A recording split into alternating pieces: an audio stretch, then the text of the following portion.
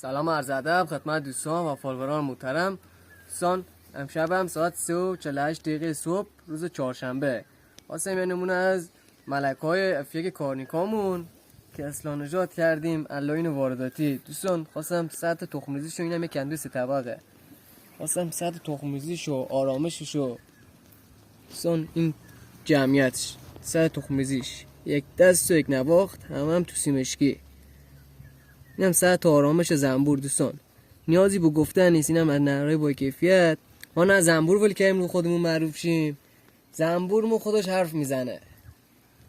دوستان زحمت کشیدیم برای اینا،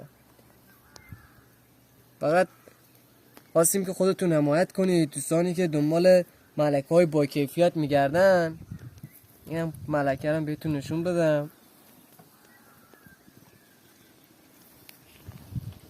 دوستان این از نهرهای با کیفیت، اینم از ملکه خوشگلمون.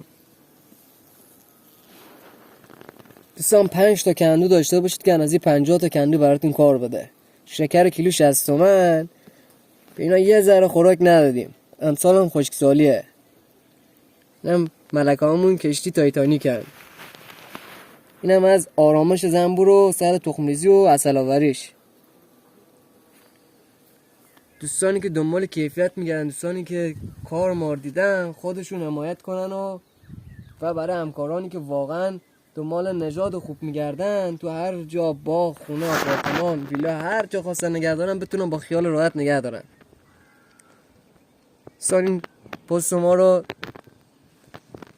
بفرستیم برای دوستانتون تا دیده شیم و کار ما هم کیفیت اتفاقی نیست.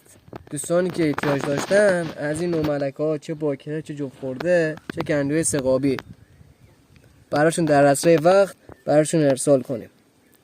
ایزدی هستم، زنبورسان علی کارنیکا. دوستان این کندو طبقش هم ببینید، اینم از این کندوی 3 طبق.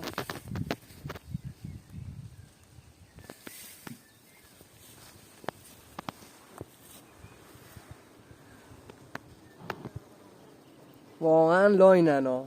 دوستانی که احتیاج دارن حتما خودشون خبر بگیرن که دنبال کیفیت بگردین، دنبال ارزونی نگردین.